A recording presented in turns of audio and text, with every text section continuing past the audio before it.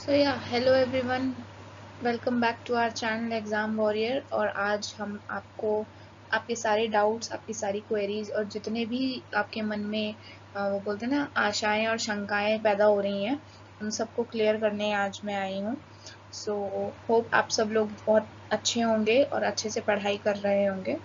तो आज का मैंने टॉपिक जो लिया है वो सबसे ज़्यादा इम्पॉर्टेंट है और इसके लिए मुझे बहुत सारे मेरे चैनल पे कमेंट्स भी आए थे कि मैम हमको सब चीज़ों का गाइडेंस मिल रही है, लेकिन डीयू के जितने भी डिस्क्रिप्टिव पेपर है ना एनटीए दिल्ली यूनिवर्सिटी के, उनकी उनके बारे में इंफॉर्मेशन हम नहीं कलेक्ट कर पा रहे हैं कहीं से भी।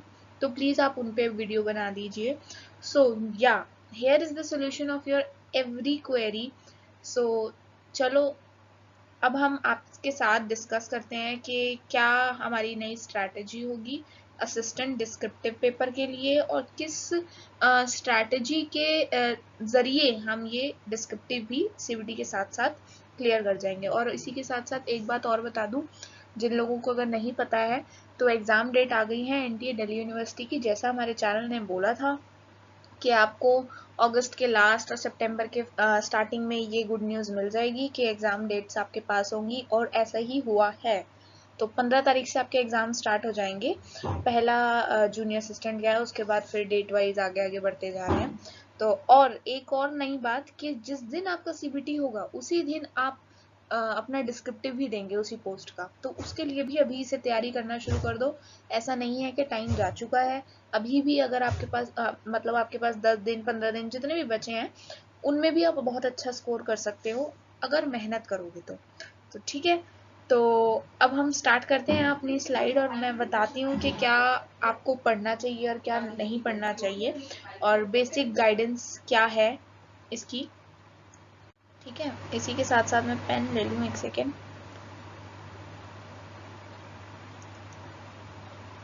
सो पहला टॉपिक उन्होंने दिया है हमें बेसिक नॉलेज ऑफ पॉलिटी। अब सबका थोड़ा डाउट है कि मैम ये पॉलिटी में क्या मेन क्या पूछेंगे। एक तो डिस्क्रिप्टिव है और ऊपर से अच्छे आंसर लेंथ भी उन्हें अच्छी चाहिए। कुछ 100 वर्ड समथिंग कुछ मांगा है उन्होंने, चेक कर लेना एक बार, मुझे सही से याद नहीं है। तो उसमें क्या पढ़ना चाहिए बेसिक पॉलिटी में? आप कुछ टॉपिक्स मेजर हैं जो मैं बता रही हूँ वो पढ़ के जाओ, उनमें से ही आपको क्वेश्चंस मिलेंगे। जैसा मैंने बोला था कि एग्जाम डेट इस टाइम पे होगी, उसी टाइम पे आई है। अब मैं ये बोल रही हूँ कि ये टॉपिक पढ़ के जाओ, क्वेश्चंस इसी में से ही आपके फंस जाएंगे। तो पहला टॉपिक जो है मेकिंग ऑफ कॉन्स्टिट्यूशन, थॉरली अच्छे से रिवाइज करके जाना, अच्छे से बिल्कुल।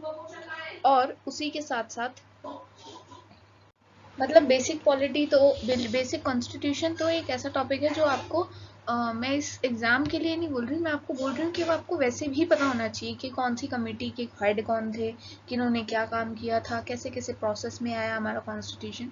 तो ये पता होना चाहिए। उसके बाद हमारी गवर्नमेंट में लोकसभा, राज्यसभा, पार्लियामेंट, जितने भी बिल्स होते हैं ये सब पढ़ के जाओ। इलेक्शंस पे हो सकता है बहुत चांसेस है क्योंकि अभी हाल फिलहाल में हुए भी हैं, तो इलेक्शंस भी अच्छे से करके जाना है। तो ये जो है 3 टॉपिक्स, ये तो मेजर है। उसके बाद आप क्या करोगे? उसके बाद सिटीजनशिप, फंडामेंटल राइट्स, ठीक है।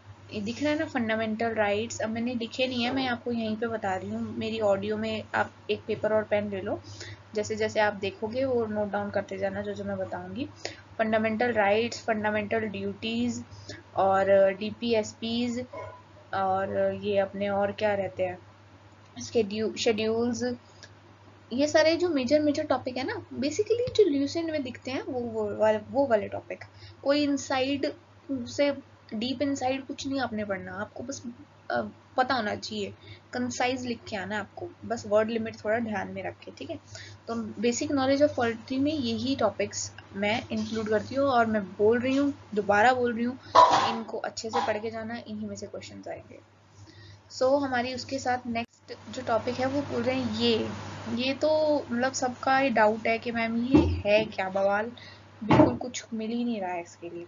एडमिन नॉलेज, एडमिनिस्ट्रेशन नॉलेज बोल लो।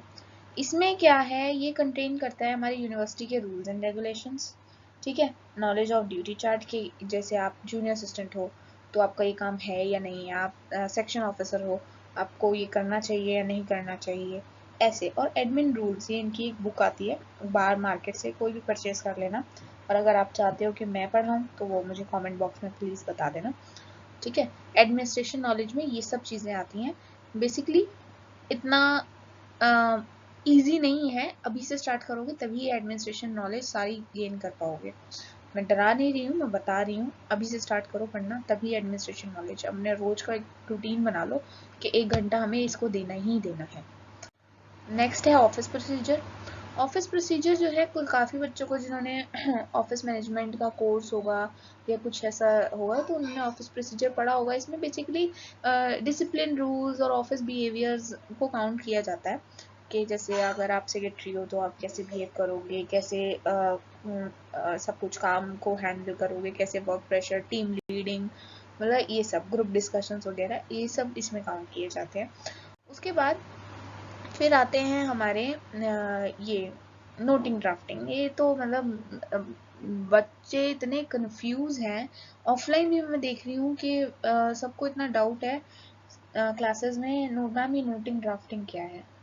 तो मतलब आप लोगों को इतना डरने की ज़रूरत नहीं है। ये बेसिकली नोटिंग ड्राफ्टिंग में आपको एक कोई भी चीज़ कंसाइज करके दे दी जाएगी, या हो सकता है बहुत लंबे पैराग्राफ में दे दी जाए, उसको आपको कंसाइज करना है।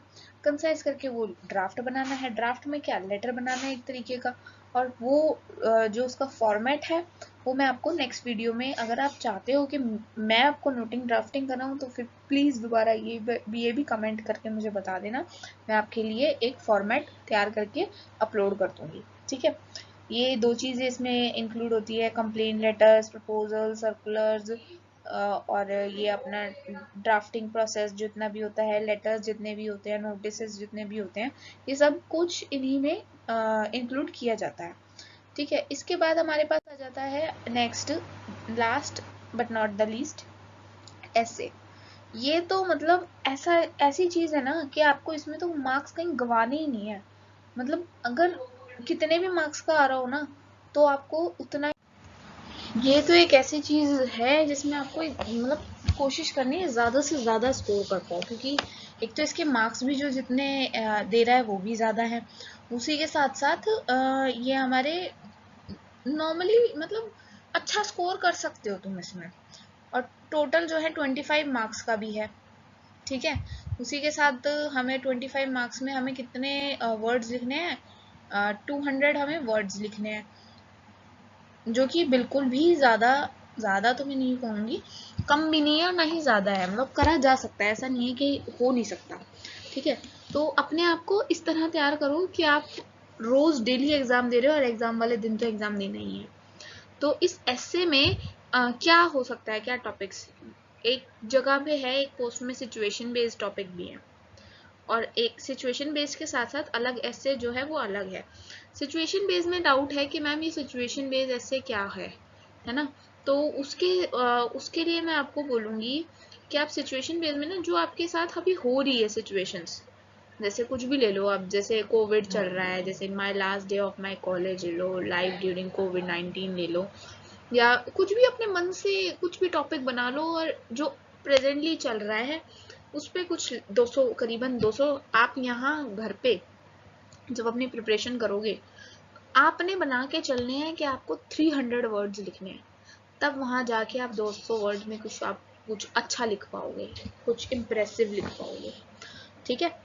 तो हाँ, ये ऐसे का है। और फिर इसी के बाद हमारा जो है एक कंप्यूटर भी आएगा, ठीक है। वो लिखा नहीं गया है, हमारी टीम ने इसमें लिखा नहीं है, ठीक है। मैं आपको वैसे वर्बली बता रही हूँ कि ये कंप्यूटर भी एक टॉपिक है, और जिसमें कि MS एक्सेस पूछा गया है, वर्ड पूछा गया है, तो इतना कोई इशू नहीं है। रिसेंट की बुक आती है वो लाओ, बहुत पतली सी बुक है और बहुत सस्ती है, वो लाओ, उससे पढ़ाई करो। मतलब हार्डली 2 दिन भी नहीं तुम्हें ज़्यादा लगेंगे, अगर बच्चा अच्छा पढ़ने वाला है तो 2 दिन में भी, मैं बहुत ज़्यादा बोल रही हूँ, 1-1.5 दिन में आराम से वो बुक खत्म हो जाएगी। बहुत पतली सी और छोटी सी और बहुत अच्छा लिखा हुआ उसमें, मतलब कि अगर जैसे हमें आंसर्स लिखने हुए ना तो वो अच्छे लिखे हुए हैं। और उसी के साथ साथ अब यहाँ पर एक सिचुएशन और है कि हो सकता है ये जो कंप्यूटर 25 मार्क्स की है ना, वो आपको क्या दे कि आपको एक शीट दे दे